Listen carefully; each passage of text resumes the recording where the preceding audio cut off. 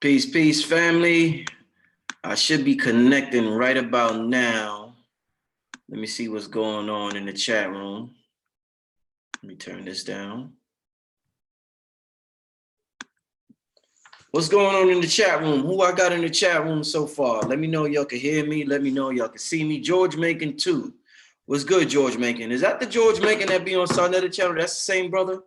I think I just met you like a month ago at the vaccine. George Macon, you the brother I met at the vaccine conference? Yeah, Cosmic Ray. Brian Will D. Okay, that's the brother, yeah. Oh, we got Professor Griffin in the building too. Oh, we got some celebrities here. Oh, okay. Moon was good. Okay.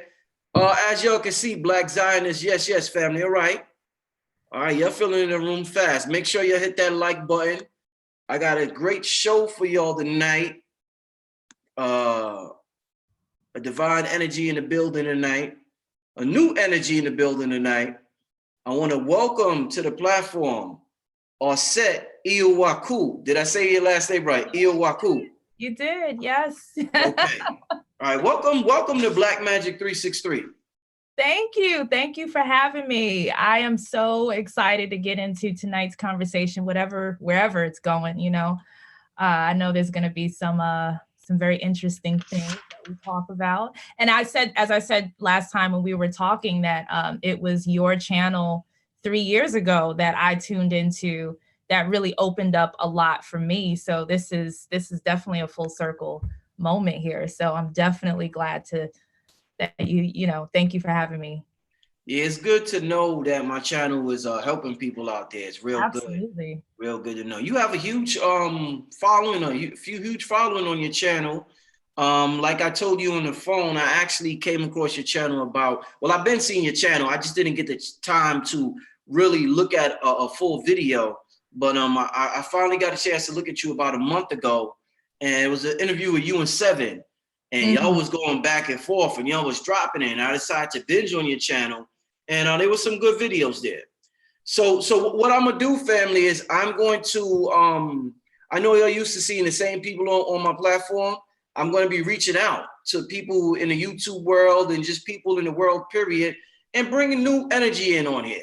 I want to bring a lot of new energy in on this channel for 2020 and get different perspectives on the spirit world, on politics, on pop culture, on whatever.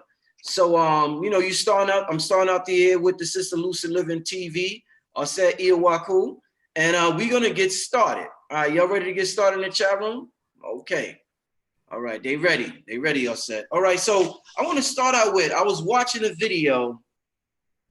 You was, what was the name? You was with, it was a female and a male, and they had like a dope background. You know what I'm talking about? They had like this technological background. Oh, you're talking about Chris and Cherie Geo from Beyond the Veil, yes. Beyond the Veil, right. So I was watching that video, and I think she asked you something about, do you speak light language? And you was like, yes. So I want to start out with, that's very interesting to hear somebody say that. What do you mean by you speak light language? What exactly is that? Well, I'm trying to think back in the context in which she asked. I believe she was talking about healing because there are certain things, certain ailments that she was suffering with and dealing with in pain. So we got into talking about light language and frequency in that. And what I was saying about that was that what I've tapped into is just developing my own language, or remembering my own language, I should say, my own inner ancient language. So in a lot of the courses that I teach and just a lot of what I put out there, it's helping people or guiding people to go inside and dig out what that inner truth is for them, instead of saying, here's what to say it 7 times and hop on one foot and light a red candle. That's not what I do. So some people, when you're dealing with truth, right, inner truth, you have to go in and dive in. So what I was basically saying is, my way of going into light language or my ancient language is to simply start from the heart space, and allow it to work through my throat chakra and just speak out whatever my heart wants to express. And that is the light language. And that is the healing that takes place, because it's coming from your ancestors. It's coming from your blood. It's coming from your DNA. It's coming from that inner part. And it's really working through whatever needs to be worked through. So when you brought that up in the interview that we had, that's what I was basically trying to tell her with that. Just chant, just let it out. Right. You know, they say, they speak in tongues in church. There's a science to that, but when you go in with an intention to heal self, you'll find your language, you know. So it's a beautiful thing. It's a beautiful thing. Do you ever feel like the messages you get from downloaded from the universe is strictly for you and you're not meant to share them with anybody? Some, and it's not necessarily meant to not share. It's just, I like to make sure that I've digested it first in a way that, because I like to experience a lot of the things. So, you know, when we get the downloads or we're streaming into that grid of information that comes from both external and internal forces, what a lot of people do, you know, with this informational age is they jump right on video. They're like, yo, I had this download and it was like from this morning. And sometimes I get in that mode, but what I've realized is that I've retracted a lot of things because I didn't give myself time to experience the download. Because when you think about it, when you receive these downloads, these are more so like notifications. So it's like notifications on your phone. So just because I see that I was sent a text message, I have to open it and read it and feel it and then express it. What most people do, and me being guilty of that every now and then, is seeing the notification from the ancestors and saying, oh my God, let me tell you, even though I didn't open it for myself. You know, so that's kind of like how I like to flow, is just like to open up the message, sit with it for a little while, and then come out with it. Have you ever watched the show Westworld on HBO or Showtime? Yeah. Okay. Both seasons. Okay, so in the show Westworld, some people felt as though it was cruel what they were doing, having like this artificial park, or is that the right word to use? This park with artificial intelligence, and people would just go have their pleasures there, and they could kill them if they want to. They could have sex with the robots if they want to. They could do whatever they want to do with these robots if they want to. Now, what I want to make a comparison to our world in the universe. I read a quote from there's this gentleman named Nassim Haramein.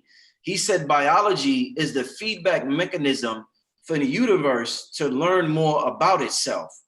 So isn't that pretty much what we call the universe, God, the creator? It's pretty much like he's using humanity, it is using humanity to learn about itself. And there's a lot of crazy shit that goes on in humanity. So do you think it's kind of a cruel thing for the creator to have these machines that we're using so it could learn about itself the same way it was cruel in Westworld to have the robots so they could have their pleasures? It's so funny because I love the fact that you said that we basically created that, in a sense, where because the cruelty comes in when truth is misunderstood. And for me, it's just it's a mess now. It's a hot mess consciously, only because there's been a lot of externalizing of deifying. Right. Okay. I wanted to talk about that a little bit because I made a video not too long ago called Who Created the Gods? And the answer to that question is us. And you can see that in shows like American Gods and so forth, where the gods are basically nothing without worship. They need that energy, they need that attention. And the best currency that we have is our ability to focus on something.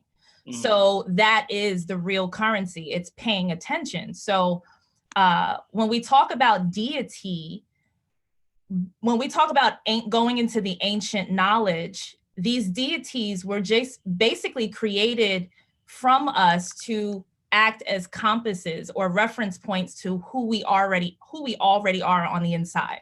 So you'll get different fragmented parts, and they'll form these fragments and put them in storyline, which are basically the stories of the stars, the constellations. So the archetypes and the deities are pretty much one and the same. And through those influences of storyline, we act it out. It's like a dance. But what happens is that over time, we forgot that we've just simply pulled from the inside, externalized to observe and learn.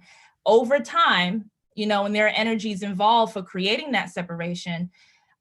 Over time, we forgot that we did that. So then we kind of come back. It's kind of like a woman having a child, right? She's given birth to this child.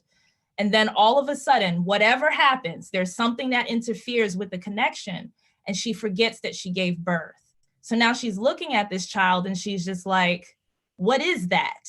And then maybe now the child is crying and she's just like, this thing is not making me feel too good. I'm threatened right now. So this is something that is clearly my enemy. And then there's this whole storyline created to back up her truth on what this thing is outside of her that she didn't realize she birthed into the world because she forgot.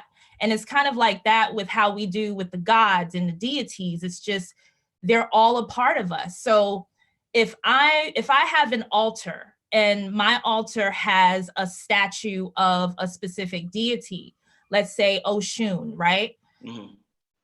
It's not that Oshun is outside of me, although her thought form is.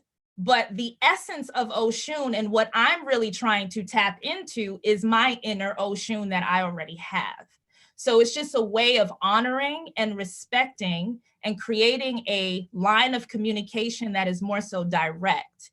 And what people tend to forget is that they idolize what's outside of them and forget to bring it on the inside of them. So therefore they become super dependent, whether it's through any religious system. You know, I'm talking about even the ancient religious systems that we all kind of look at for reference point in our truths. A lot of us still go back and still go into the same patterns of worship, even though we're still trying to liberate ourselves at the same time from that. So we go on the ancient systems with the same Christian mindset. Exactly. Okay. So, forget, you know, Christianity is not for me. Now I'm into ancient Kemet, and now I have all these statues and deities that I'm praising and giving offerings to without realizing the principle and leaving off a very incomplete, fragmented connection in knowing that these deities on the outside, because the type of beings that we are, we take pride in our inner truth. So we like the nice things and the gold and the jewels and the statues and the idols. This is a beautiful way. This is how we express. But when we do that, we do it in a way to remind us, and that part has been cut off. So instead, these external parts have now parlayed in the astrals, and they actually rule us instead, because we have created. There was something that I mentioned before where when you even look at the word deity, it's diet. It's a spiritual diet. It's spiritual diets. So we have the word diet and deity. So there was someone else that mentioned this, so I'm not going to take full credit with that. But there was, when we think of a diet, it's the I before the E, right? So it's like internal. You plan your diet so that your external results would be in a certain way. With deities, the E is in front of the I. So it's more so the external is there so that you can bring that for an internal result. So it's just a switch around of diet and deity. So same way we go with our diets, this is how we deal with our outer deities, and we bring them on the inside.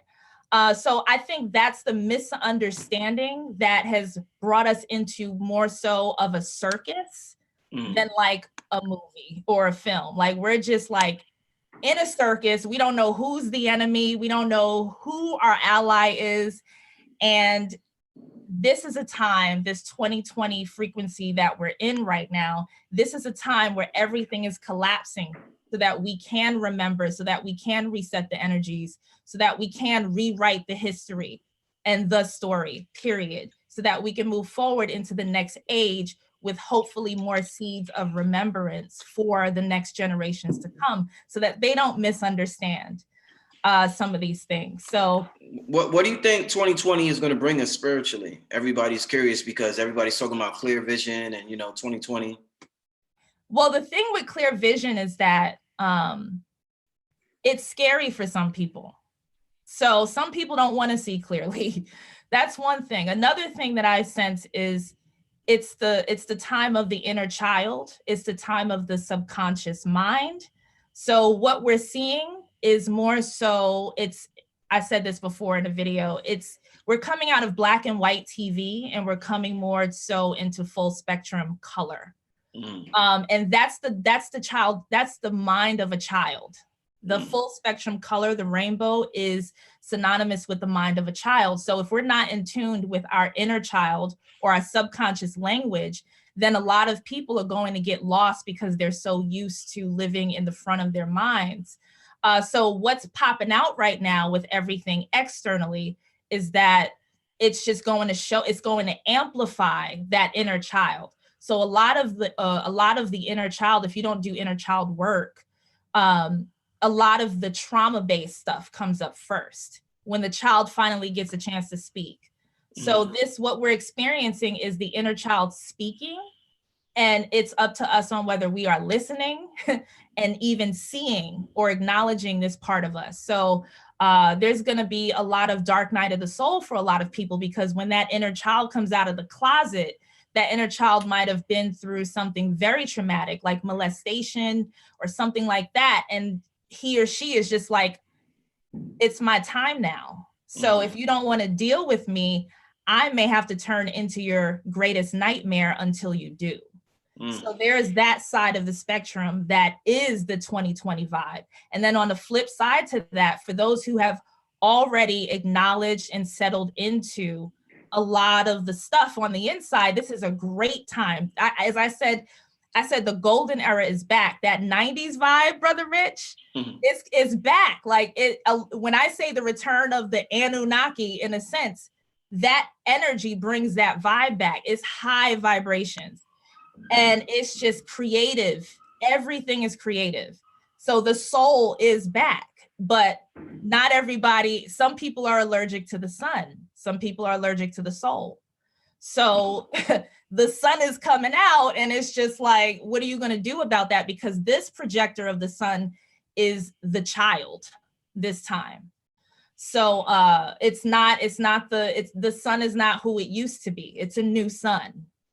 So get with the light program on what's going, what is this? What are these light codes telling you, telling you about yourself, so it's an exciting time for those who already know. And for those who don't, this is going to be your greatest lessons during this time, this next decade, which I say is literally, we've been put into a 1,000-year bracket. So this next decade, all of the work that we do, everything that we share, everything that we create from in this decade will be 1,000 years worth of work. That's how potent this energy is. Yeah. What made you get into this type of information, this type of spiritual information? Just the journey. I actually, my channel was a natural hair channel. I had like this curly afro. And I did 2010. I started YouTube, and I was just empowering women to embrace their natural hair. I was a part of that movement. I pioneered that. And in that journey, what I was realizing about my hair is that I was learning a lot about myself through my hair. So it was a way for me to take something outside of me once again and just innately bring it on the inside and use my hair story as my inner story. So then I started transitioning more so into taking it from the surface, hey, this shampoo, use, the curly pudding. And I started talking about, talking to the women as women. And with that transition, I was going through my own spiritual changes. And I just decided to just share everything and transition completely. So I locked my hair 3 years ago, and I just basically just transitioned, did a whole 180 on the content within itself. And from there, I've just shared everything. So I've been through many changes. So when people say here is your antenna, what do you think about that? Oh, absolutely. It's the outer part of your nervous system for sure. So we are definitely receiving information through our hair that is directly connected to certain parts of our nervous systems that regulate. Is that why when people get into spiritual information, they grow the beard and they just start growing out hair everywhere? That's why? Innately, like it'll be something that you do that you didn't even know was a thing. And that's how you know that you're on the path for you, is because you just reverse engineer, like, oh, I grew my hair out and now I see that this is a thing and it aligns with my journey. So yeah, so same for me. I decided to freeform lock my hair because the growth of freeform locking is a completely different process from cultivated locks. And through that, I went through a lot of stages. So I just grew so much just from transitioning my hair in that way. So it's just an example of taking anything external and bringing it on in. That is, if that's the main message for today, that's what it is. It's like anything you see on the outside, bring it on the inside, because this is where the true G is. This is where the true God of self is. It's through recognizing the reflection, taking it in and filtering it out, and then projecting back. So it's in, filter, project. That's how we create, so it's very simple, but we get lost a lot.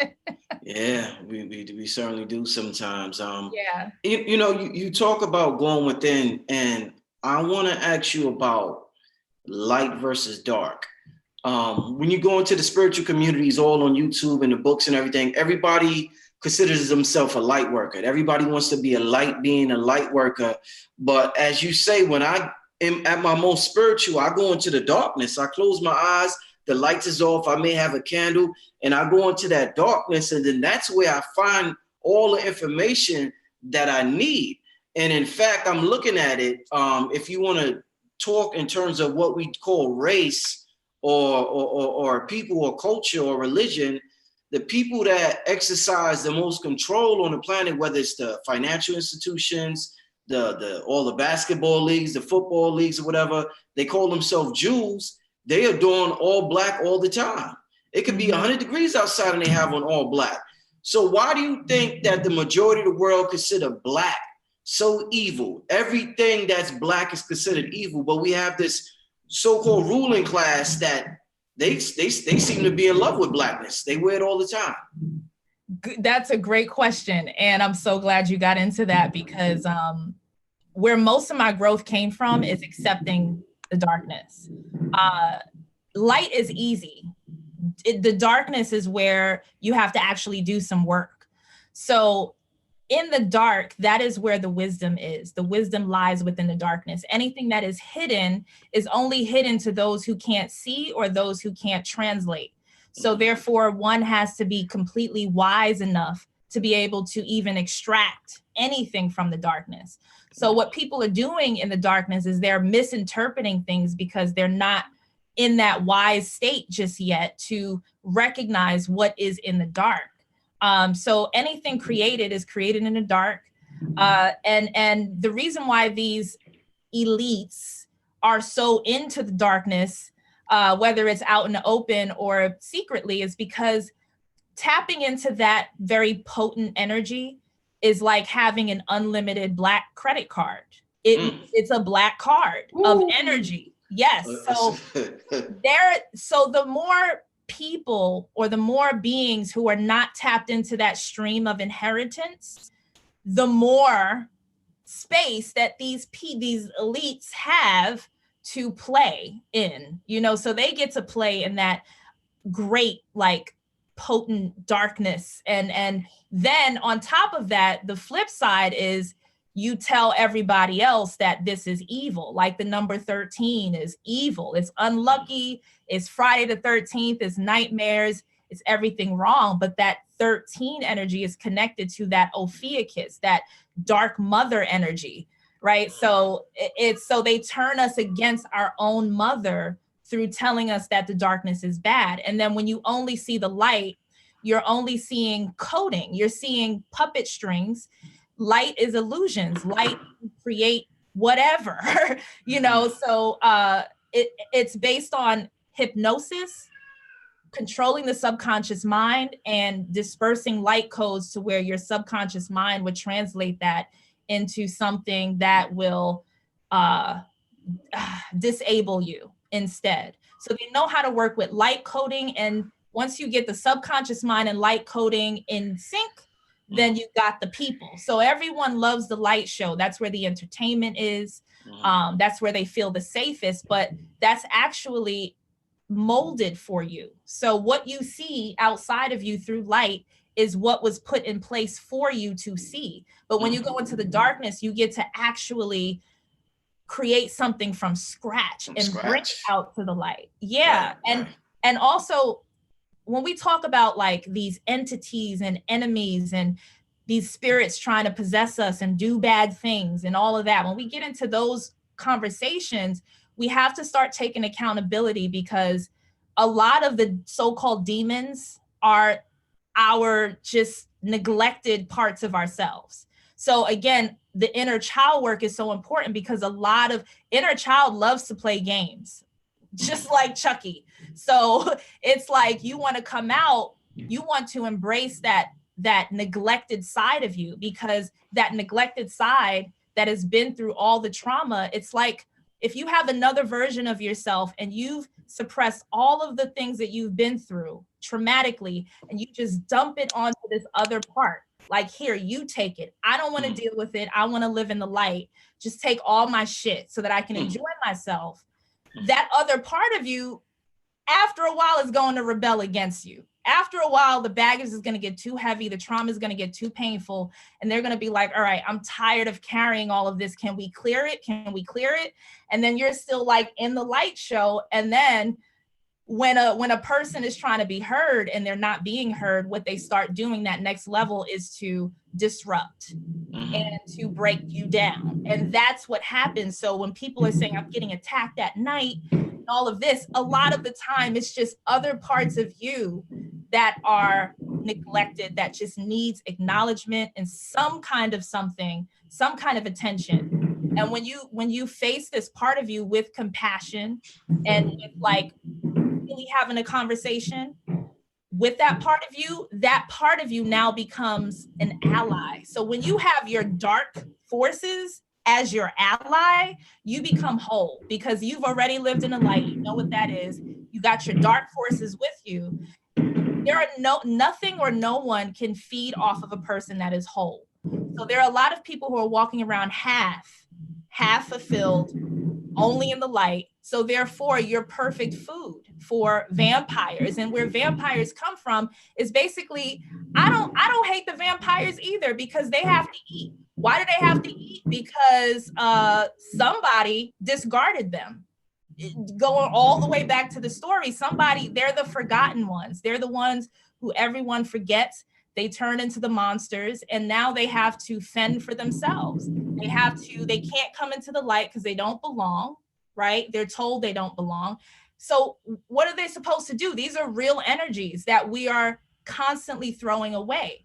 So they become your nightmares. They become your monsters. So the important work is to bring the dark side and the light side of yourself, your alter egos, all of those pieces, bring them together, literally have a conversation with every single one. And now we start working together. Working together. Now we're working from a point of harmony. And, you know, for me, it's not about just perfect balance. It's about harmonics, because we love music. Brother Rich, you're in music, right? Mm-hmm. So it's like music. Our chakras are basically different notes of music. Yeah. Our different traumas, the pain in itself can turn into beautiful music. If we can just transmute all of this shit into beautiful music, life will be so much more different. And that's the opportunity for right now, is just to create beautiful music out of your pain, out of your traumas, out of your insecurities, and just be honest about it and turn it into art. That is something that none of the others can really duplicate, because it's your own unique story, your own unique pain. It's your own unique triumph, because it's not just about pain. Pain doesn't have to be the only muse, but it's a part of something that you really get passionate about and emotional about. So if it needs to start there, you can start there, but then you can start vibrating into the point of love eventually. So you might go from a real dark space and you'll find your place back into love once you start working through those musical notes of like all of your trauma. So that's like how I heal. I just turn all of my pain into like, whether it's poetry, music, paint, like whatever it is, I just do it. I just express it. I let it out and I turn it into something. That's what being a creator is. It's not about holding on to knowledge, hoarding, or anything like that. It's about digesting and expressing, so it's a beautiful time for me. So the darkness is just as beautiful as the light. If anything, it's so beautiful. It's beautiful. So I see beauty in darkness. So it seems as though what you're saying is the same way we have created the gods is the same way we created demons. Yeah, but you know what, Brother Rich? People, I feel, they don't think that they're that interesting. They would rather be entertained by the stories of the gods instead of really going inside, knowing that all of these gods are us fragmented. I was going to pull something up. Do you mind if I share? Yeah, good. Okay, so let me just click on that. Okay, so this is something that I did share on Chris and Cherie's show. Do you see this image? Yeah, I see it. Okay, so this is a prism. This is a prism, and this is light refraction. So basically, this white stream here, this is the essence of us. This is who we are. This light stream here coming out of the darkness stream right there. So there's this prism here is what we would consider the matrix or the programming.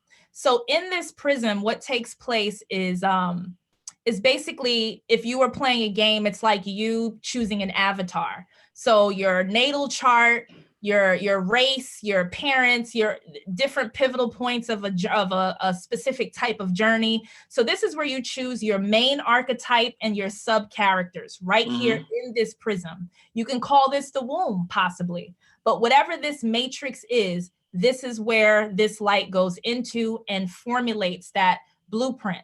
Now, once you are birthed into the other side of this prism, you see that this is the rainbow color. These are all of the chakras. This is your body. So basically, all of this went into this prism here, created a spiritual diet or deity, and then externalized all of it into fragments. So it's our responsibility to take all of these 7 fragments within ourselves and make them work together. That's our responsibility, no one else's. And the thing is, there's so much content in here, but people only see red, orange, yellow, green, blue, indigo, and violet. That's what they see. But in between all of this is infinite amounts of content for life. So people have been playing the same goddamn song. People want to say we're in a universe because we've been playing one goddamn song this whole time. So we can create many multi-versions of anything through just taking, it's like having like the dopest instrument in the world and not being able to play it and just only being able to play Mary Had a Little Lamb and not getting past that. And that's how we've been treating our bodies, our energy centers, and all of that. All of this is here for us to play. We're supposed to play. So you brought up Westworld. We're supposed to play. So the thing is, it's just different levels of consciousness. Now, there are some people who take advantage of the fact that not everybody's on the same levels of consciousness, and that's where the moralities come in. But the thing is, because even when you're like in martial arts, you would understand that when you do something really, really, really, really good, something really, really, really, really bad is happening on the other side of that. So you can't get rid of the opposition. you have to learn how to play in between it and bring them together somehow and transmute and create more. So it's just an art that you can't really teach. People have to just learn some of the principles and figure it out. And I think some people just have a problem with, they want to be told what to do. Give me the ancient tablet, give me the laws, let me read it and study. And this is going to be my life. I'm going to regurgitate and reenact all of the ancient stories because that's all I think I am. The ancients are actually looking at us like we're insane because we're supposed to continue playing. But we're over here obsessed with the past and trying to decode shit. And the ancestors are like, we done moved on from that. Y'all really still trying to figure that shit out. That was our story. Now it's time to create your story. So this is the point that we're in right now, is we are literally like the ancients that we study right now. This is the opportunity. Everybody is present in this space. We are not as separated as we think we are from the different realms. Everybody's working in the same space. So it's just like, well, what story are you going to write for the next age? You know, how do you want to be remembered? Because I think for the most part, and this is for the ego or for the light body, is to be remembered. Everybody wants to be remembered. And we need to just keep it real with that. You know, you want to be, humble, but at the same time, it's like, remember me, you know? So how do you, so the question is, if that's a part of what keeps you going, then you have to create a life and a purpose so that you are indeed remembered. And this is the secret of the gods. They just know how to continuously be remembered. That's it. They're really good at that. They're like the celebrities. The celebrities today are just like the gods. It's just like, you're going to remember, you know, people look at Kanye. Oh, what is he doing? But what he's doing is he's going to make sure that he's fucking remembered for like ages beyond ages, so that his generations of family are actually royal in his own right, because he already set it up to be as radical as possible so that he can be remembered in whatever light he wants to be remembered in.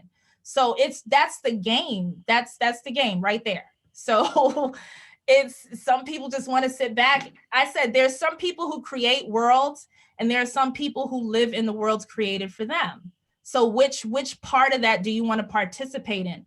I like to participate in all of it. I like to just sit back sometimes and enjoy what someone else presents. And sometimes I like to stand up and be like, okay, I think I want to mix shit up right now and do something different. So that's the point of being a sovereign being, is being able to play in all fields and not trip. So it's like, why are you choosing sides right now? You know, why are you choosing sides? I wanted, you mentioned entertainers, and we recently had a athlete, Kobe Bryant, one of the most popular athletes of the last century, just was in a tragic accident. I want to, and you know, we're often, you know, when things like that happen, we're confused as to why something like that would happen. I want to talk to you about the law of attraction, when they say we create our own reality. So a person might get into spirituality, study the law of attraction, and they may say, Auset, I find it confusing that Kobe Bryant, he's 41, his daughter's 13, he's having a whole different set of thoughts than his daughter.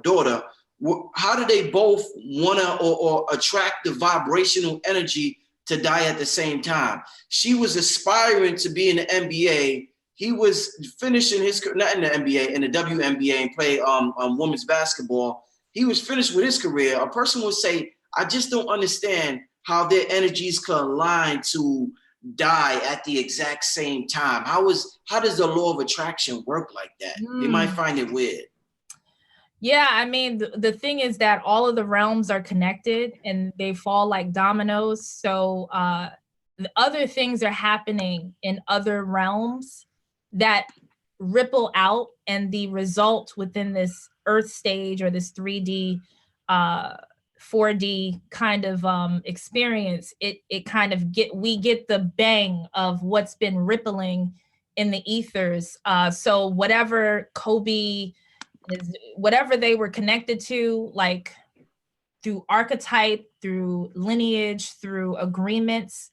All of that comes into play. And you start to see that it's not as spooky as most people think.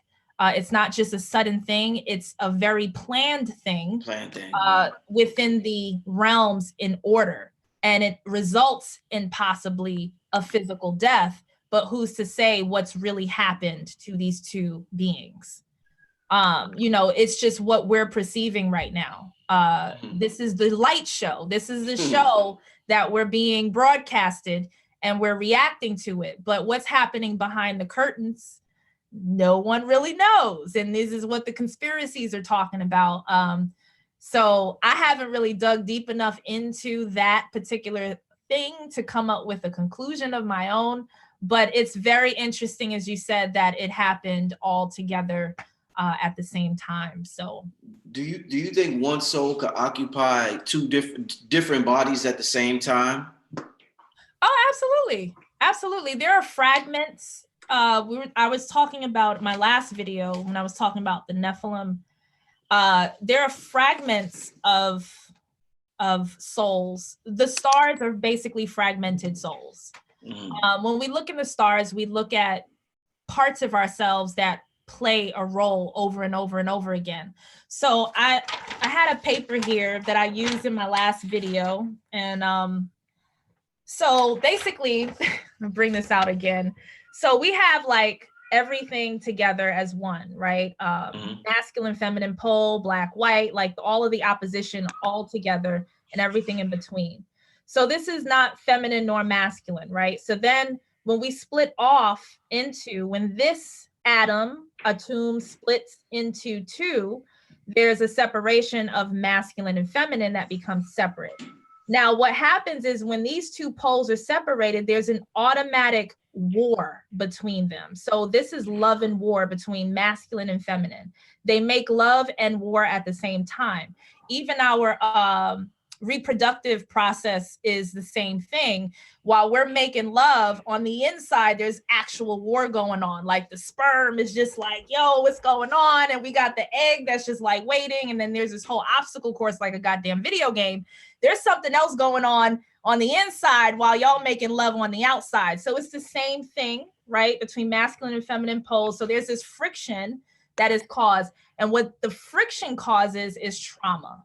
It's an automatic trauma, neither bad nor good. It just is what it is. Conflict breeds trauma. So when trauma is created through love and war, archetypes are created. And how are archetypes created? So our mother and father, or masculine and feminine, that would just kind of like Adam and Eve-ish, not really, they're still new.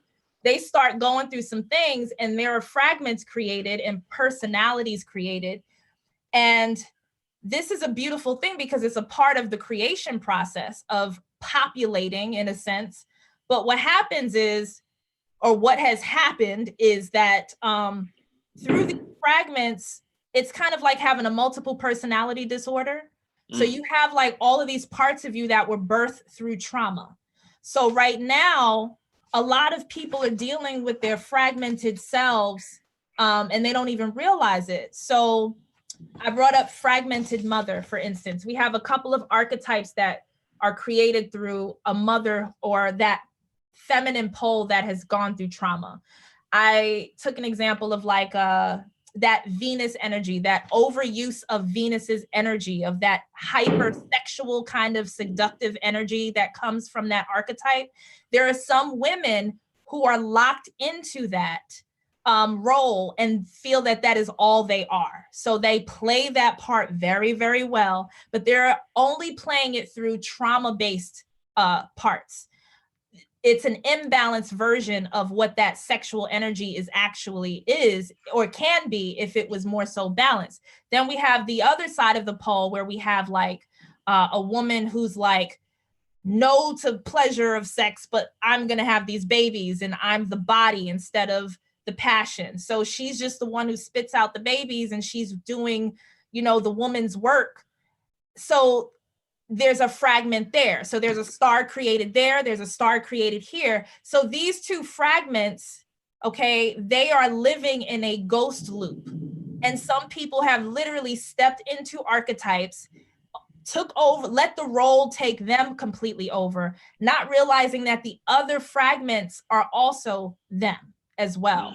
So if I come to you as full-blown mother, like mother, I know that when I see you, and you, even though all of you guys are fighting for some reason, she doesn't like her. That's like her twin sister that she hates. She's jealous of her. When I look at all of these pieces, I see all of me. And that's where you step into the divine role of mother to self and mother to your expression, because you've gathered up all of your children, all of your personalities that you even meet externally. You'll meet an archetype, you'll meet somebody and you know that they're stuck in a specific archetype. Like you are clearly one-dimensional because you think this is all there is.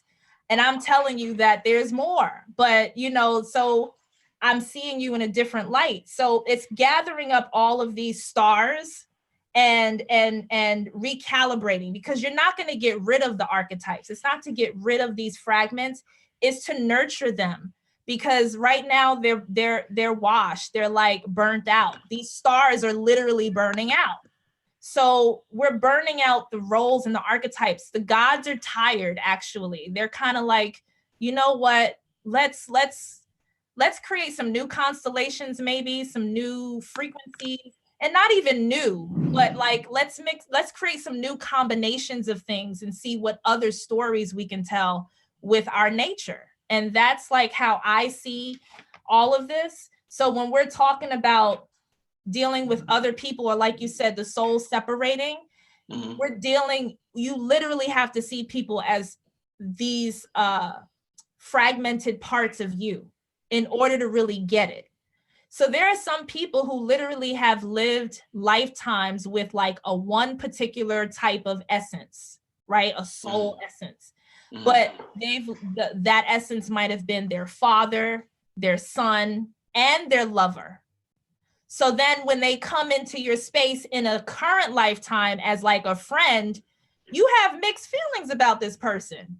Sometimes you just like, I don't know, I can't, because you've gathered like all of their archetypes and you're feeling the frequencies of everything that you've shared with that person on a whole other level. So that's what's happening now in this time that we're in, is that everybody's archetypes is condensing, and people, it's like finally recognizing the characters in the game. So I see you, I know who you are, I feel your resonance over here.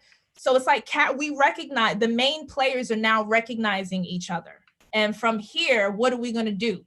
Now, some people are here to just straight up, some beings just want to go to war. Like, that's it. Like, we're here to like, this is unfinished business. We're going to war. And then some are here to help rebuild, restore, remember, empower, so, and that can turn into a war, but it really doesn't have to be, because as long as you accept that there is an opposing force that is also you don't have to play in that field anymore. You don't have to get pulled apart again. You can just say, I see you.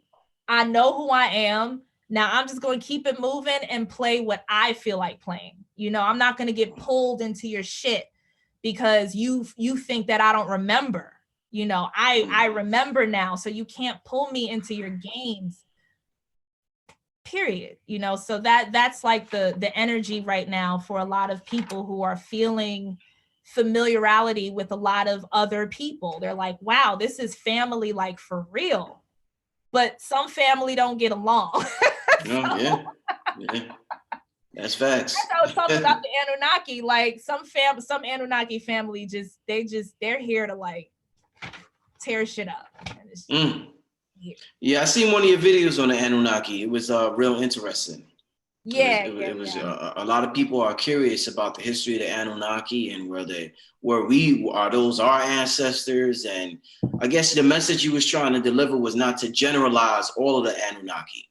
That's the thing, because there are people who are just like, oh, they're all evil, or they're all this and they're all that, or they're all malevolent or benevolent, and it's just like, it's the same thing as saying all humans are one way. You wouldn't tolerate that because you know that that's not true.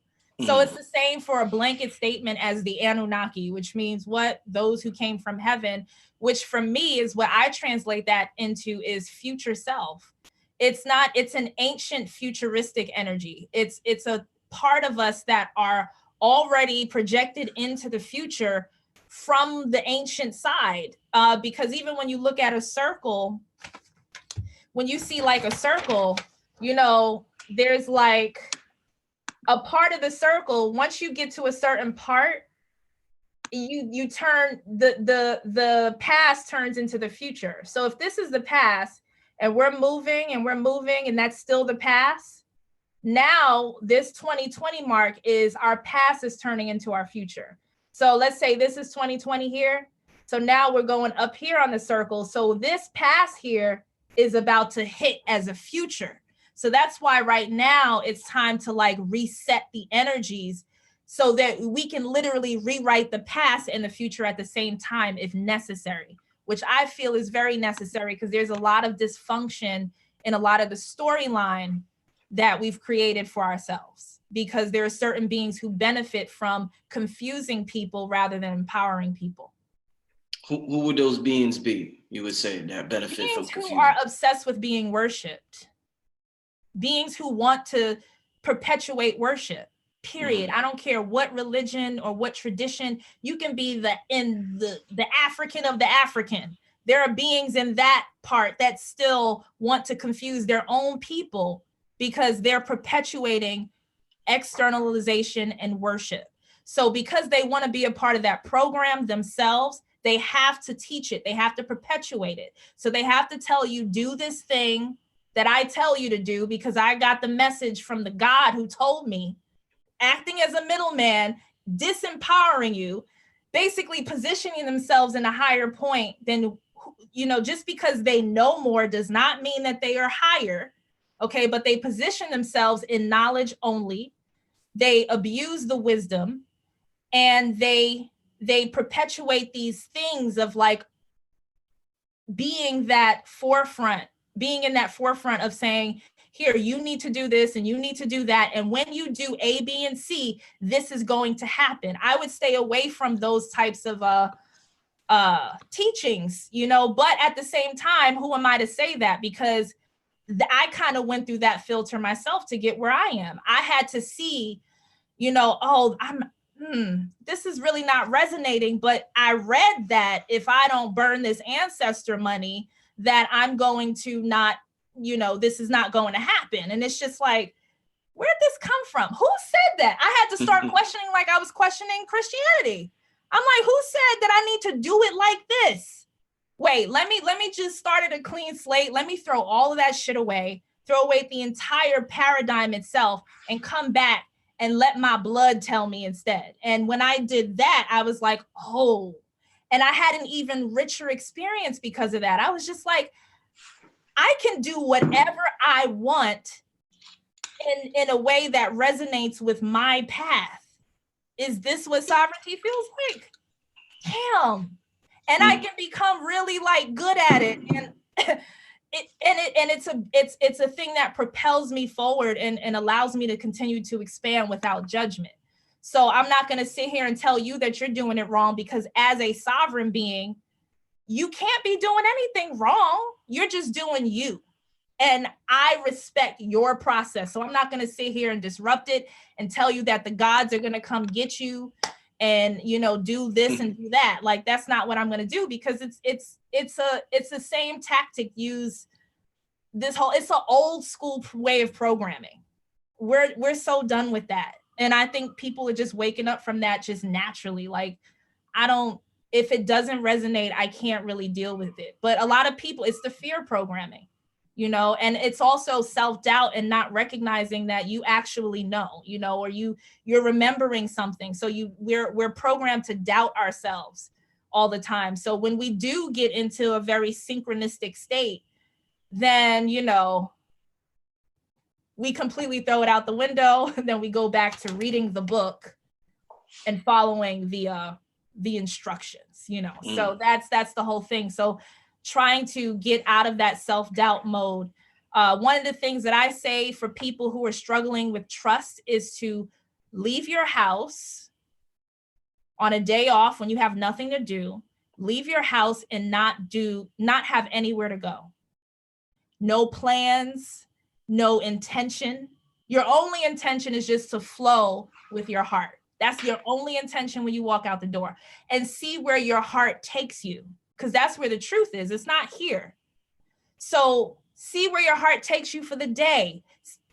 And most of the time when that happens, you run into people that you haven't seen in like 10 years. You have all these reunions. You have all of these opportunities just coming your way. Like you meet all these just crazy people that are like going to be beneficial to your path. Like that happens when you literally just surrender to your heart.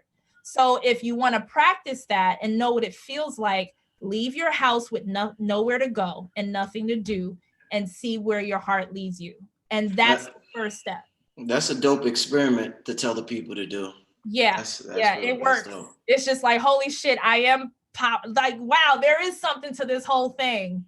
It doesn't have to be contrived all the time. I don't have to be told where to go all the time. I know where to go.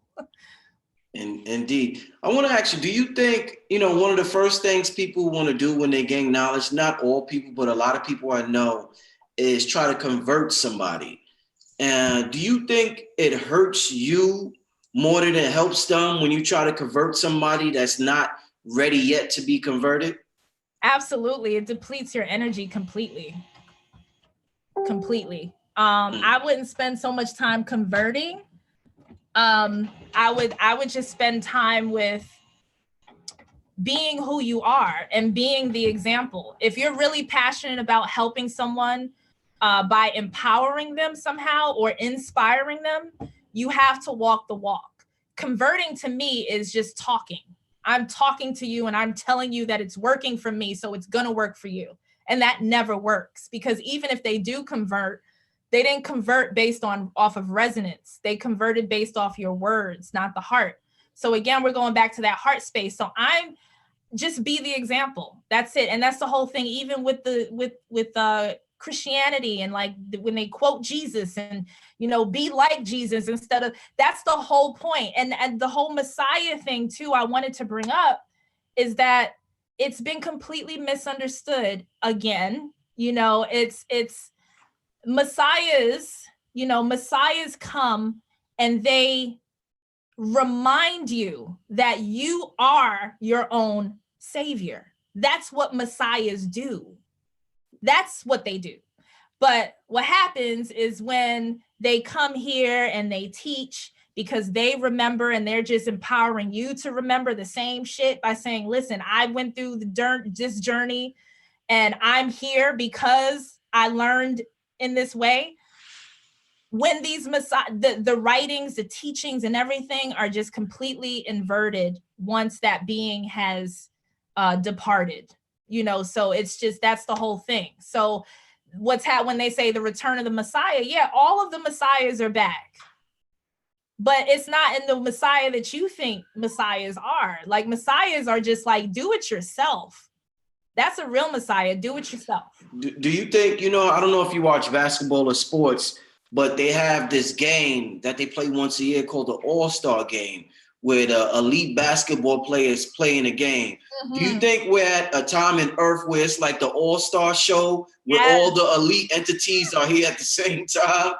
Yes, you got it. Absolutely. Yeah. That's exactly what's happening. It's the All-Star right now. It's the All-Star show right now. All-Star show right now. Yeah.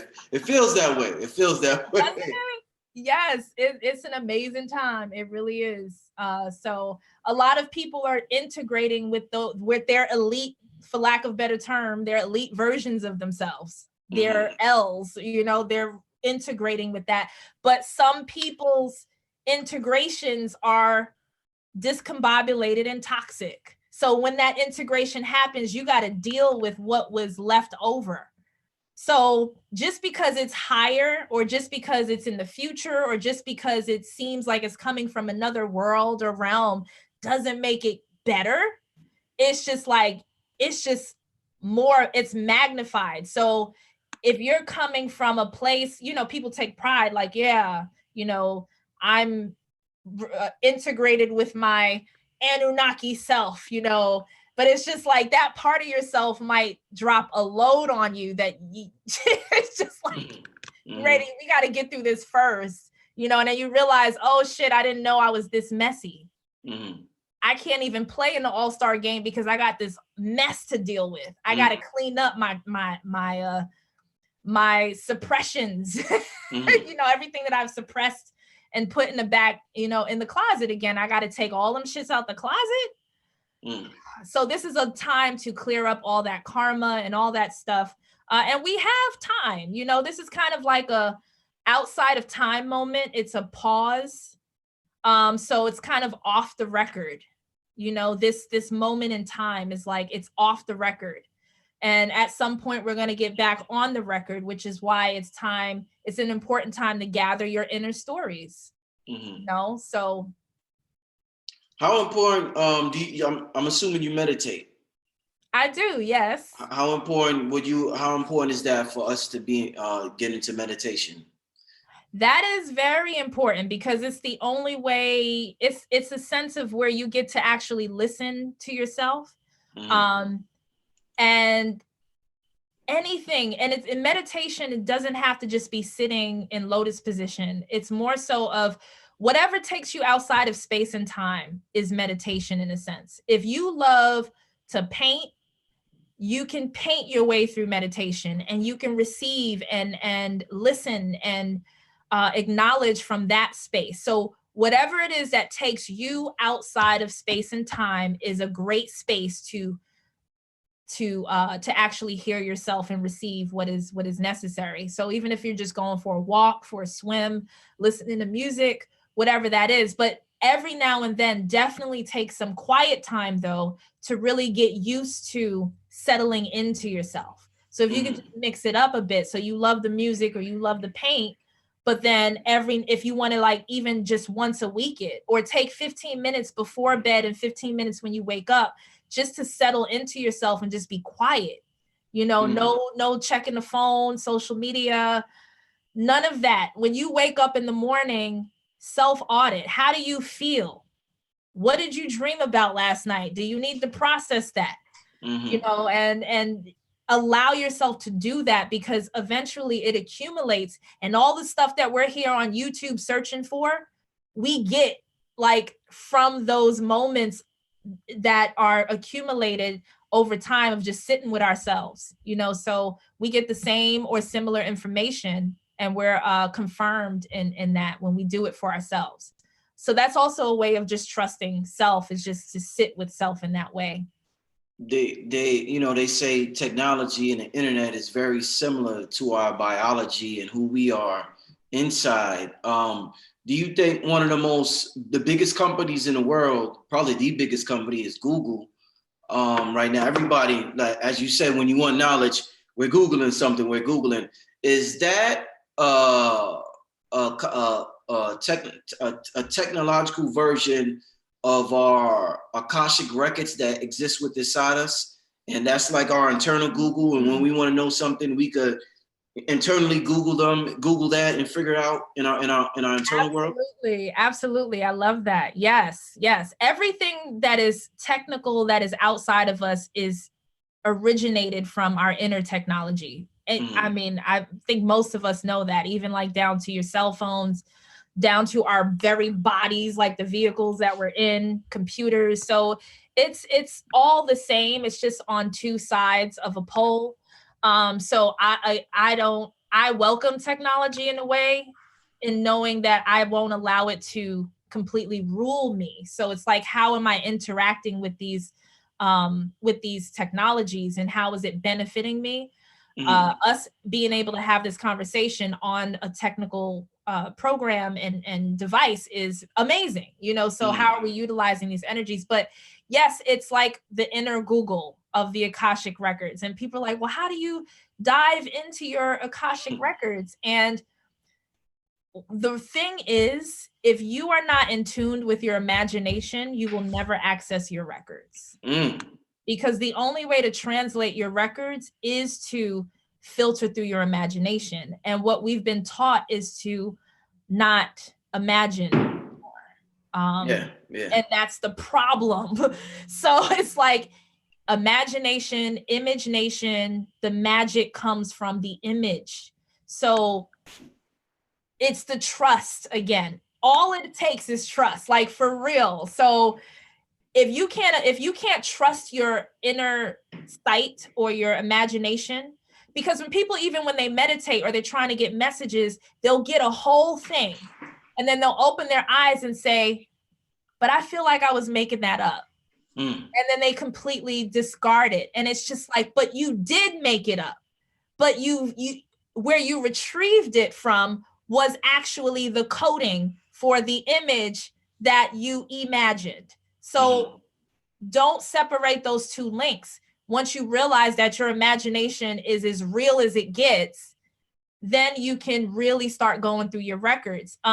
One thing that really works for me, or really worked for me when I started doing this, is take the time out to go through each chakra point and spend time with that part of you. Because if the 7 basic chakra points, if you can see each chakra as a different personality, a different child, because our inner child lives in our centers, in our bodies in this way. So if you can see these as all 7 children that you have, and they're all very, very different, get to know your inner children, get to know your root, get to know that solar, that sacral, like get to know intimately these parts of you, so that it won't be so confusing when gathering up these records, because you know exactly where it's coming from, because there are certain chakras that are showing you different stories.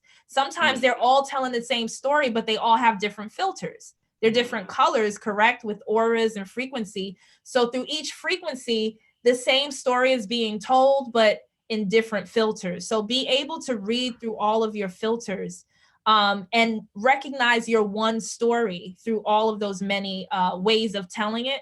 Just like with the Emerald Tablets, where, Thoth said, listen, you read it 100 times, you're going to get 100 different versions. Right. So it's the same thing with yourself, but just separating each point. And once you hear what each part of you has to say and express, then you can put together like the whole picture for yourself. So yeah, I mean, I don't know, maybe it's because I'm an only child too, but it's just something, I just do this naturally. And I'm realizing that this is spiritual practice. This is what the ancestors that we worship sometimes, this is what they did. And they're trying to tell you that you are no different. Yeah. That imagination is everything, I'm gonna tell you. It's everything. What was the never-ending story, right? The whole point, the death was basically nothing. As he stopped imagining, therefore the world. Yeah, the world. And yeah. Exactly. Yeah, I try to tell people as much as possible on my channel about the importance of your imagination. And I told people, when I was young, I used to drink Hennessy. So I used to tell the people, I used to do this shit called Henny magic, where I would drink Henny and I would just go in the dark. And the thing about Henny is that I don't do it no more because my body can't take the Hennessy no more. But the thing about Henny is that they always tell you, stay away from the Henny because you could get real aggressive when you outside. But if you by yourself, it turns your imagination more potent because you have nobody outside to get aggression with. So it just turns into pure passion. And your imagination is like lit up. So you think this shit is really going on and you just going out. But that was like in my younger days. But I was having fun. You know what I'm saying? I was having fun. I was by myself. And that's what this imagination thing is all about, just having fun. You know what I'm saying? Exactly. That's the whole thing. You're not putting yourself down or demonizing yourself for that. It's just like, nah, that's exactly what it was. And that's what I needed at the time. And it's funny that you brought up the passion, because I posted something. I have my phone here. This is like a water and fire. And I was like, these are two interesting elements, because when you put water and fire together, you feel like water overpowers the fire. Like it's just going to put the fire out. And I'm like, and it reminds me of like the passion and the Hennessy that you was talking about. You have all this passion. So it's kind of like, and I wrote, Some would say water cancels out or destroys fire. Some would say water is an enemy to fire, but fire without water or soul without depth or emotion becomes overworked, self-destructive, and impatient, too bright for its own good, too fast for its own journey. Water does not kill the flame. Water nourishes the flame by disarming it as it distinguishes the flame's smoke. And the smoke now rises as spirit and wanders free in yet another form that supports its need to be boundless and everlasting. So basically, you put water and fire together, you get steam, you get that hot and steamy, right? You get steam, you get that opposing energy, you get smoke. And that's still, it's just a transmutation of the same energies that are now working together. So what we see as an illusion, as a death, or this one killed that one, they actually got together and created something else. So when we're thinking about, like, when we have all the passion and we don't have anything to nourish that passion, your passion can literally burn you up. Like, it can, you catch on fire with your own passion and you become burnt out because you have no nourishment. So it's very important to find the balance between, and this is why it's important to get to know the primordial energies or the elements. So I keep talking about going inside or going into self, but at the same time, the real, like, creators or force of creation is creation itself. So we are creators in a way where we collaborate with creation. So creation, if you really want to get the real deal on anything spiritually from the inside, consult with the elements. Learn from water. What lessons can water teach you on all fronts? What lesson can fire teach you? And again, when you allow yourself to go into these schools of the elements every now and then, maybe it's a quarterly thing that you do, a yearly thing, to get back into school with nature, you're going to learn more and more and more and more. So introduce yourselves to the elements.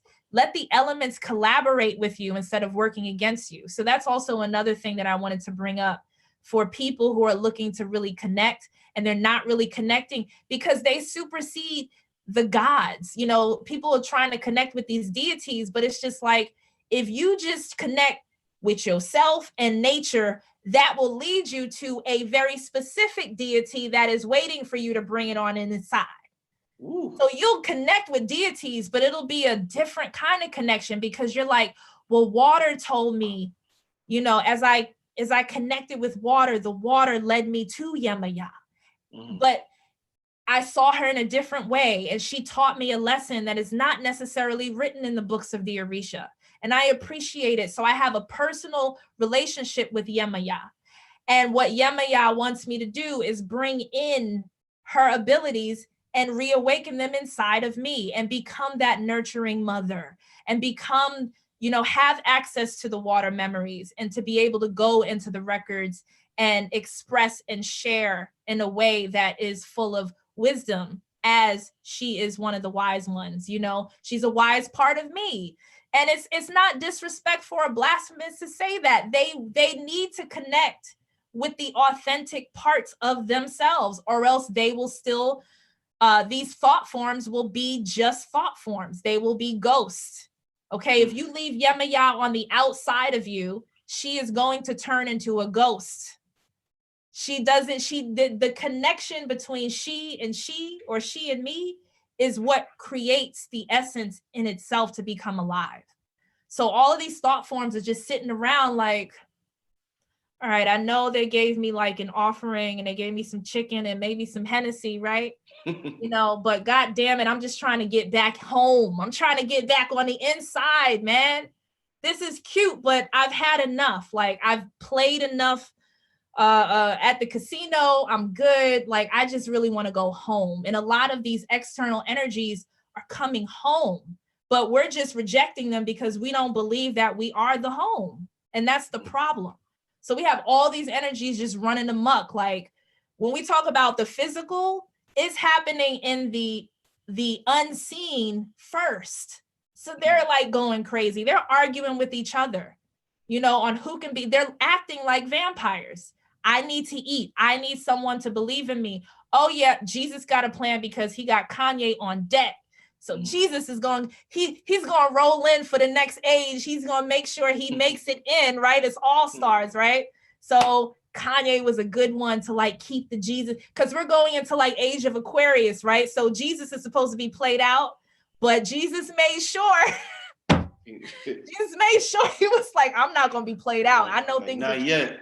Yeah. So I'm going to make sure I still insert my memories and myself into this next play. So that's what they're doing. So the gods are just like trying to just make sure they make it. Like, oh man, do they still like remember me? And they're like children. They're really like children, you know, and we forgot that we're like the parents in a sense, because we create these, we keep them alive, you know. So there's this weird dynamic, as I said in the beginning, where the woman has the baby and then for some reason her memory was wiped and she's just looking at this thing like, what is this? You know, this thing is going to try to take me over, so I need to kill it, you know. So it's just like, wait, that's like yours. That's your, yeah. You know. Oh man, what's your thoughts on when you hear the word multi-dimensional being?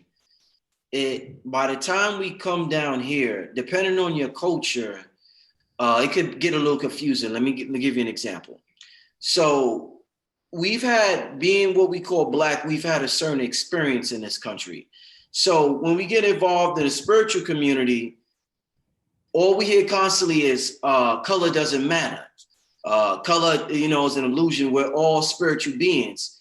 That's true on one level of existence. But on another level of existence, we have developed an inferiority complex from worshiping a white Jesus. So one level, that's right, yeah, color doesn't matter. But on another level, we have to be mindful to see divinity in our own image. So it's hard for us when we go to listen to, let's say, Esther Hicks or David Icke or somebody who deals with spirituality, and they just totally disregard, everything is white.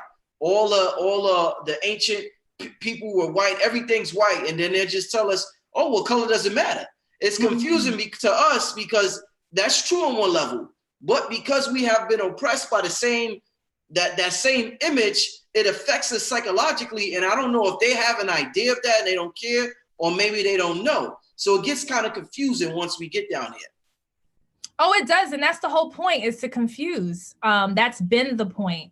So imagery used in that way is a way to do that. And it's the thing is, once you've multidimensional being, in a sense of, once you recognize that truth, knowing that it's used as a ploy to confuse you, but now you are no longer in a position to be confused anymore because you already know the deal. It's kind of like passing a level in a video game. It's like, okay. And that's what multidimensionality feels like. You look at the same things and you're like, okay. I mean, it used to affect me. Like, it used to bother me that, you know, there was the white Jesus. But now that I know that it is meant to confuse, I understand it. I get it. I acknowledge it. And now I see what's behind that. So therefore, that thing that used to trigger me doesn't trigger me anymore. Doesn't trigger you, right. But the point of the Earth game is confusion. So to try to get rid of the confusion is good luck. Good luck. You're saying good luck, huh? Good luck with that, because it's one big ass Rubik's Cube that keeps turning and changing, and you're going to see the colors in that. And if you're still playing the color game in that way, you got some real big triggers coming up, because, you know, if you can't get past Trump, if you can't get past this whole thing, you know, and it's being played out by these other entities that are using the Black and white to fight against each other still in many different ways. So I believe Diddy even came out and was talking against the Grammys about what not having enough nominees or something for Black musicians. Yeah. And the thing is, the same thing with Oscar so white. It's just like, we're at a point where, why are we still looking for validation? It wasn't meant for us. That's not ours. So why do we want to be a part of it so bad?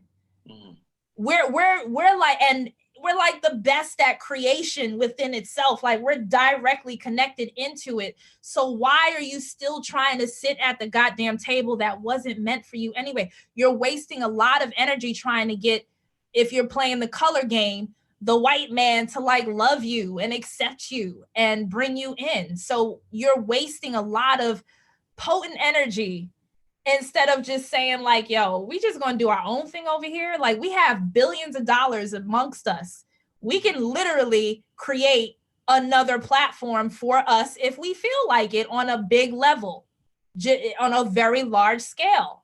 If that's what you need to do, that's what you need to do, but still trying to like get in. It's like, these are the games that are being played to trigger people.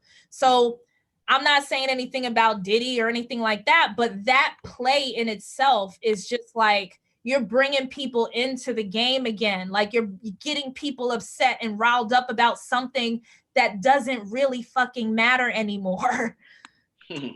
It doesn't matter. So who are you playing for? Like who owns you? Like what is this? What are you doing? Why are you getting your people all riled up for something that is irrelevant and something you can literally create something else? And that, I mean, that's just the mode that I'm on. I'm just like, if it's not for you, create something that is. Right. At this point, I'm so tired. Accountability is the thing. It's like, take some accountability for what your abilities are and what it is that you need to discard and release. And all of that race trauma, this is a time to release it, not delete it or act as if it never happened, but turning that pain into music, right? You know, turning that pain into something else. Yeah, definitely. I we're really good at that. It's like, I was having this conversation with my family, and I was just like, you know, people, I know that tradition is important and we take pride in a lot of stuff, but a lot of Black people, we take pride in the trauma only, because we take pride in our ability to transfer that into something soulful. So we use chitlins as an example, and I was just like, there are people who still eating chitlins because it's just a thing and it's a pride and it's a culture. And I'm just like, y'all know y'all don't have to eat like y'all slaves anymore. You know that, right? But you want to hold on to that old paradigm. So therefore that old paradigm and that trauma is going to follow you and your generations if you keep holding on to it. Why are we holding on to all of these chitlin traumas and not like really going into like the abundant side? Like we are very, very wealthy. We have like banks and banks and banks of currency that we're not even tapped into. And we're over here taking pride in things that, you know, that are just like regular. Like, of course we can create, we can take intestines and create something tasty out of it. That's the ability. If you have the ability to literally take shit and turn it into like something good, imagine what you can do with something that is built from something that's already rich. You know, so that's the whole point. I don't mean to cut you off, but I really like what you said. Chitlin trauma. Like, somebody just wrote that in the chat. Chitlin trauma. That's a good one. That's a good one. Chitlin trauma. Wow, that's a good one there. I like that one. I'm gonna use that one with your permission. I'm gonna use that one. Chitlin trauma. Go right ahead. Chitlin trauma. I want to, I don't want to keep you too long. I definitely appreciate you coming on the show. I know that the people there very, very much enjoying you in the chat room. Oh, nice. I can't see the chat, so I don't know what anyone's saying. Okay, yeah. Like I said, my purpose is to reach out with other people in the YouTube community, and your name was one of the names that was popping up in my chat room last year. So that's what made me say I gotta really give this sister a listen to some of her videos, and that's what led me to you and finally watching you and the brother Seven speak together. So yeah, I want to thank you with that. I want to ask one more question, and then you could give your people your information and let them know what you got coming up. Just to close it out, let's talk about this divine feminine energy that everybody's talking about that's present right now. And it's here to get rid of that old paradigm where that patriarchal paradigm where, you know, men rule. Some people look at it as one brother told me that it's the cause of all this gender confusion we see now. I've heard several different things. Another sister say it's, women are going to be in power now because of the divine feminine. So I'm hearing a lot of different things, some good, some bad. What's your take on when people say it's the return of the divine feminine? Well, I definitely agree with that for sure. In the Beyond the Veil video, I compared it to the energy in itself is if you think about, if we could go to technology here, if you think about a woman who is in stasis, like she's sleeping and she's like in this whole virtual reality, right? Mm-hmm. Inside the virtual reality, there's a whole world, but she's sedated in her own dream. So she's like kind of like sleeping in her dream, like how regular dreams are, while everyone else is lucid. Everyone else is like, is lit in her mind, is lit in this world, but she's the only one that kind of like is just like fuzzy. Everything's fuzzy. So what's happened is, in a sense, these hyper masculine, I would say, because it's just a imbalanced version of the masculine. This hyper masculine has taken over and has kept her sleeping. It's just said, no, listen, we're going to tippy toe around her garden and we're going to like grow things without her permission. And we're going to do things without her say so, without her anything. So it's like right now it's like Mother Earth is waking up in her own dream. Finally, she's like lucid and she's like, what the? So she's up now. So when she's awake, that's the whole thing. It's like the sleeping giant awakes, in a sense where she's a force to reckon with. She's a force because it's her world, it's her mind, it's her matrix. So you can't hide anywhere anymore. Where they would take these quantum technologies like the CERN machine and everything, and that technology to create these little pocket worlds to escape into. They would literally jump. Space travel is just simulation jumping, okay? So they'll do that, but when she awakens, the essence of Mother awakens, all that shit collapses. It's like CERN is shut down. Like all of these technologies are glitching now because she's like up. And it does something to like the coding. So with that, what I feel this essence is bringing is nurture, because the reason I brought the whole fire and water thing up is because that's what's been missing is the water. So when we're tapping into the Venus energy, I should say, you can see it all over the Grammys, all over the videos and the what the celebs are doing right now. They're worshiping Venus right now. If you didn't get the memo, so they're worshiping the feminine side of Lucifer, and in a way where they keep her burning. So what's happening is you've seen a lot of pink and red. I don't know if you've noticed, if your eye has picked up on it, but you see a lot of pink and red, and that's odes to Venus. And what they're doing with that energy is they know the energy is present, so it's abundant because Venus is a part of creation in this world. So they try to latch on to certain women who carry that energy, but the women themselves don't know how powerful that energy is. So what these hyper masculine men are doing, in just the terms of like just human to human, is they're preying upon innocent Venus energies who don't know who they are yet. So there's a lot of like mating rituals and shit on all different levels going on right now, where they're tapping into this sexual energy to literally manifest and shit. Meanwhile, she's over, it's kind of like, and this is not to be disrespectful or anything, but it's kind of like a prostitute. It's a prostitute energy. It's just like, she's like who she is, and they take, and then they give her a small percentage of what she's made. And she's like happy with that. And that's the energies right now that mother, like wise mother is coming in to shut down. She's like, you're not taking advantage of my daughter anymore. Like, I'm taking her, she's kind of worn out right now. I'm going to bring some water to the fire. So that's kind of what's happening, is that big mama, like big mama, like water, Tiamat is here to comfort Venus. And she's just like, you know what? This is who you are. You are way more than this particular archetype here. So let's cool off for a second with your hot ass. And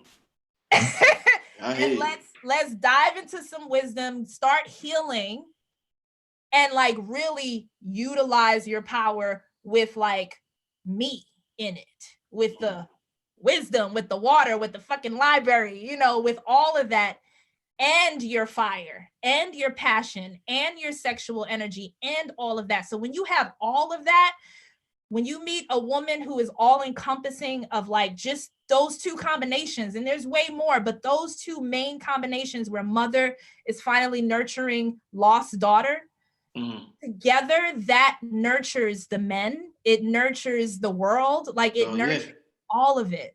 So that's all is needed, is Venus just need to get her hot ass into the water and like allow some change to take place so she can stop being used, because that's all they do is they use Venus. When you look at the Venus flytrap, it's literally the story. It's like the Venus flytrap is like, you know, the fly comes buzzing around for the sweet nectar, and then there's like this trapping, and he's like lost in her nectars forever. Like it's just, and the thing about that is that there's like this there's a drug, right, called the Spanish fly. And when it's synonymous with like, okay, all the flies get caught, but there's this one fly, the Spanish fly with the accent, or kind of like that French Pepe Le Pew kind of thing going on, who comes to Venus in a different kind of way. So she's just kind of like, oh, well, I'm open. I'm not going to do this. I'm actually going to let you into my nectars. And that's the whole thing. So there's this drugging happening. So it's like rape. It's like date rape, you know, the energies that are like going on with divine femininity right now, because it's at an all-time high right now.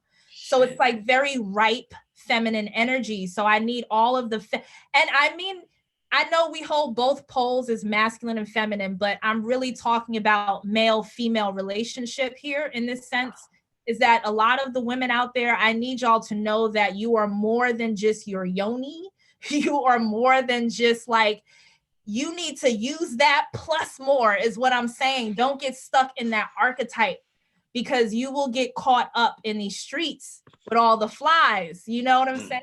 So right. Like just, that was a hell of an analogy. Man, it's so deep with the whole divine feminine energy, and you know, she just doesn't want to be taken advantage of anymore. She wants to remember who she is, and she wants to take the time out to do that. And it just needs to be respected, and it will be, because like I said, Big Mom is in town, and she's just like, oh, it's going to be respected. So if you think you getting away with shit with like feeding and giving like that 1% back to her, she's about to change that whole paradigm. Indeed. Let's before I want to end it, but this is pretty good right here. Let's get one question from the people before we close it out. I want to give y'all the opportunity to ask this sister one question. Give me a good question. What's up, family? Thanks for sticking with us. We've been on for about an hour and a half so far. Give me a good question for the sister Auset. All right, give me a good question for the sister. Let's see what's going on in the chat. Ask her about Anunnaki. We talked briefly about the Anunnaki earlier. Wu Moon says, "What does your name mean? What does your name mean?" Auset, EyowaKu. Well, it definitely is a name change. It's not my birth name, but there's a whole story to that. Like there's a story attached to that. I didn't just change my name out of the blue.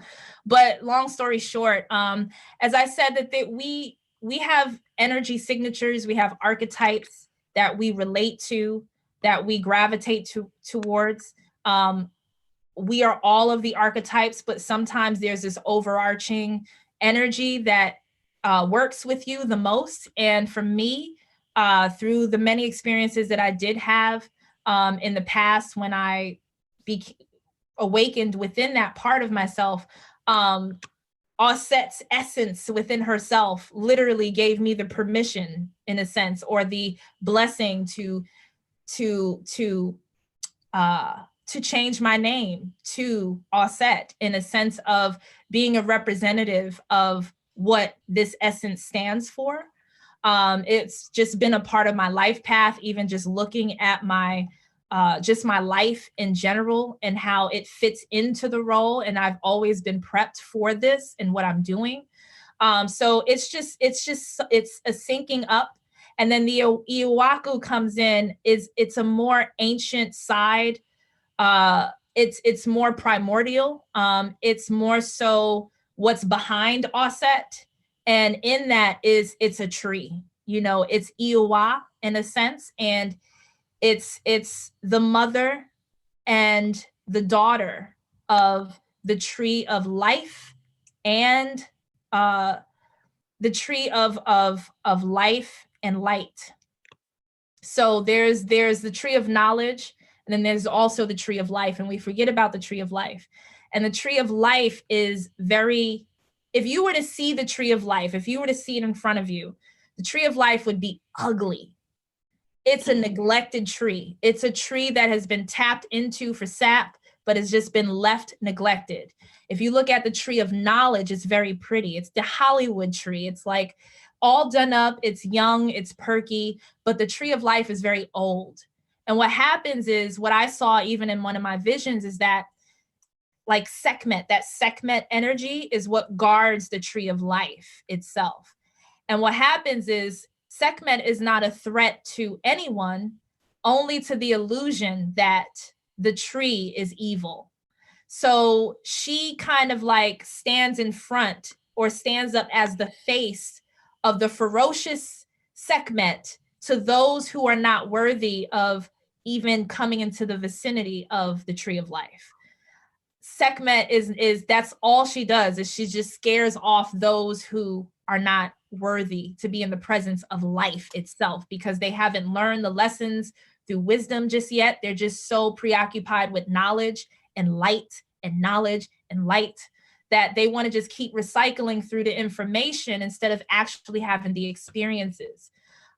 So the tree of life is ugly, what some people would call ugly. And so you have to be able to see the beauty in the ugly. And this is what calms Sekhmet down. And she says, come on in, you can sit with and be with the tree of life. And here's the wisdom, here's the unlimited black card, here's all of that, because you've gained access to a deeper part of yourself that is not all glitz and glamour, that is not all, so this whole search for knowledge is cool, but it only takes you but so far. At some point, you have to experience it if you really want to store it in your memory. And there's this obsession with wanting to live long, extend life, and hold on to memories. And it's just like there are technologies that help you do that, even transferring consciousness to other avatars. That's cool. But the way to actually like do it is to just be brave enough to experience life instead of just learning about it. And when you have the knowledge and the wisdom, by rights, you have that ability to carry it with you wherever else you go. When you leave the body, it's real memory. It's not false or AI or artificial memory through just the light. You have the darkness that's supporting you. So my last name in that is the support of the dark mother, of the monstrous one, the Medusa, the one who's just like, they're either scared of her or they're just not attracted, to that. And that's all for her own protection. She protects the wisdom, she protects the information, and she protects the banks of inheritance for those who are not ready for all of that. So that's, long story short, that's like the combination of like my name is just the backing of the archetype of what Auset brings to the table. It all comes from primordial energies. That's it. And she's just the vehicle or the vessel that expresses the translates nature. Mm-hmm. Wow, dope, man. I definitely hope y'all enjoyed today's show. It was definitely a lot of gems dropped in this episode. I hope you're rewinding. I'm definitely going to rewind it and listen to this one again. Auset, leave your contact info and everything else you want to leave the people with if they want to know how to see more of your videos. Yes, you can subscribe to my channel. It's called Lucid Living TV. Lucid Living TV. And you can follow me on Instagram at Auset_EyowaKu, which is spelled out, I believe, in your caption, but it's EYOWAKU. So yeah, you can follow me on social platforms, and all of my links to everything else is basically in bio pages and all of that. So you can find me wherever. Indeed. And I appreciate you for having me on, Brother Rich. I really do. From Brooklyn to Brooklyn. Yeah, Brooklyn to Brooklyn, for real. Yeah, I'm glad you was able to learn from my channel. Like you said, you watched my channel years ago, and get to the point where you at now. So you know, may we all find what we are looking for. You know, but there was something else I wanted to say too. I can't remember. It was another question. Like while you were talking, like questions was just popping in my head. Oh, really? But yeah, I'll leave it for now. But a good one popped in my head while you was talking. But I'll leave it alone for now. But thanks for coming on the show, sister. I really appreciate it. It was absolutely magnificent show. Thank you everybody for tuning in. I'll be back tomorrow. I'm not sure with who, but I'll be back tomorrow, y'all. But this is Brother Rich, Auset, EyowaKu, aka Lucid Living TV. And we out of here. Peace, family.